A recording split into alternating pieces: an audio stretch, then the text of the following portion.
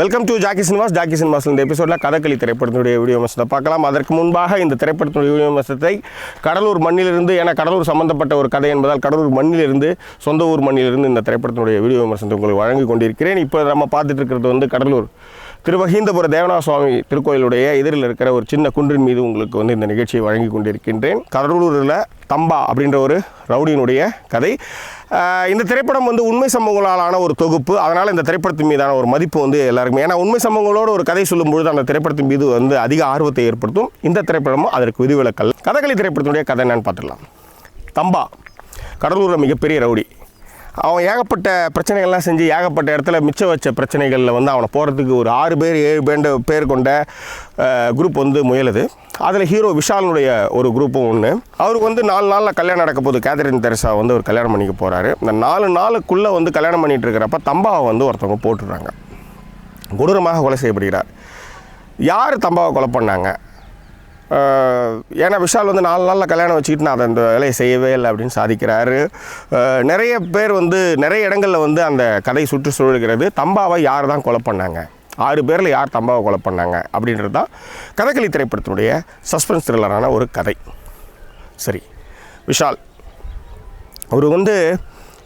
அவர் இந்த மாதிரியான படங்கள் எனக்கு தெரிஞ்சு அவர் எடுத்து நடிக்கிறது நல்லதுன்னே நான் நினைக்கிறேன். ஏன்னா சண்டைக்கோழியாக இருக்கட்டும், திமிராக இருக்கட்டும், ஸோ அந்த வரிசையில் பாண்டிய நாடு, அந்த வரிசையில் இந்த படம் ஒரு சின்ன சஸ்பென்ஸ் த்ரில்லர், அப்புறம் ஒரு ஃபேமிலி சென்டிமெண்ட், ஒரு நல்ல ஒரு காதல். இந்த பேக்கேஜில் விஷால் பின்னி பெடரல் எடுக்கிறாருன்னு சொல்ல முடியும். ஸோ இந்த படத்தில் ரொம்ப அண்டர் பிளேயில் ரொம்ப அழகாக பண்ணியிருக்கிறார் விஷால். கேத்ரின் தெரசா, உனக்கு இப்போ என்ன தான் வேணும், நீ தான் வேணும், கல்யாணம் பண்ணிக்கோ அப்படின்ட்டு மெட்ராஸில் கலக்கின நாயகி கேத்ரின் தெரசா ஏதோ அந்த பொண்ணுக்கிட்ட ஒரு சம்திங் லைக் தட் ஏதோ ஒன்று இருக்குது.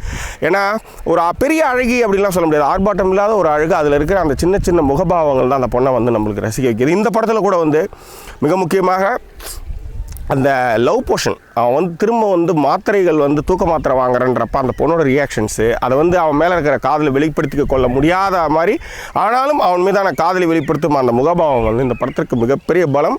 அந்த பொண்ணோடைய லவ் போர்ஷன் எதுக்கு தேவையில்லைன்னாங்க, ஆனால் அந்த படத்தினுடைய ரிலீஃபாக அந்த லவ் போர்ஷன் தான். ஸோ அதை ரொம்ப நல்லாவே பண்ணியிருக்காங்க. ஓகே, இந்த படத்தில் இயக்குனர் பாண்டியராஜ் செல்ஃபோனை ஒரு முக்கிய ஒரு விஷயமாக பண்ணியிருக்காரு. அதன் பிறகு இந்த திரைப்படத்திற்கு ஒளிப்பதிவாளர் பாலசுப்ரமணியம் கலர்ஃபுல்லான ஒரு லைட்டிங் பண்ணுற ஒரு ஆள் அவர். இந்த படத்தில் ஃபுல் அண்ட் ஃபுல் கடலூருடைய அழகை அழகாக காமிச்சிருக்காங்க. மிக முக்கியமாக நைட் எஃபெக்டில் ரொம்ப நல்லா பண்ணியிருக்காங்க. அந்த லவ் ட்ராக்கில் இருக்கிற அந்த ஃபஸ்ட்டு சாங் ஃபஸ்ட் கிளாஸாக இருக்குது. அந்த மாண்டேஜ் ஷார்ட்ஸ்லாம் ரொம்ப பியூட்டிஃபுல்லாக பண்ணியிருக்காங்க. அதே மாதிரி அந்த படத்தில் காஸ்டியூம்ஸ், அந்த பாட்டில் வர காஸ்டியூம்ஸ், கேத்ரின் தெரசா போட்டிருக்கிற ஒரு yellow churidar yellow with block, red, எல்லாம் ஒயிட்டு எல்லாம் கலந்து வர்ற மிக்சடான அந்த சுடிதார் ரொம்ப நல்ல காஸ்டியூம் அது அவங்களுக்கு.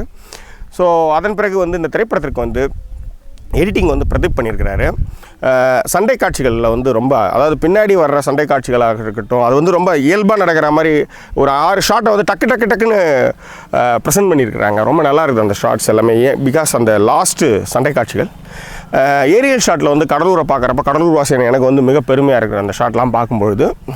ஸோ இந்த திரைப்படத்தை விஷாலே தயாரிச்சிருக்காரு. எப்போ எடுத்தாங்க, எப்போ படத்தை பூஜை போட்டாங்க, எப்போ முடித்தாங்கன்ற மாதிரியான ஒரு விஷயத்தை பண்ணியிருக்காங்க. இந்த திரைப்படத்திற்கான மூலக்கதை அமுதவேல், அவர் கடலூர்கார் தான், ஒரு இயக்குனர். அவர் எடுத்த படம் வேல்முருகன் தேட்டரில் கூட 2 நாள் ஏதோ ஸ்க்ரீன் ஆச்சுன்னு நினைக்கிறேன். I think so.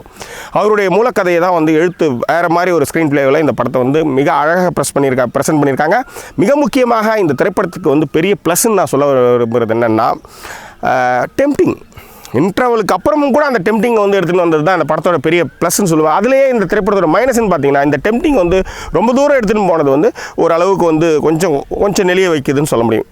ஆனாலும் பாடல்களை தவிர்த்து இந்த லவ் போர்ஷன் இல்லாமல் பண்ணால் இந்த படம் ஒரு பக்கா த்ரில்லர்னு சொல்லலாம். 2016ஆம் ஆண்டின் ஒரு நியாயமான வெற்றியாக முதல் படமாக கதகளி திரைப்படத்தை சொல்லலாம்.